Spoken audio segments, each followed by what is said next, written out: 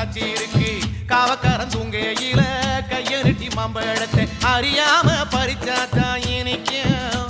அடியானிற்குள்ள கடிச்சாத்தா ருசிக்கும்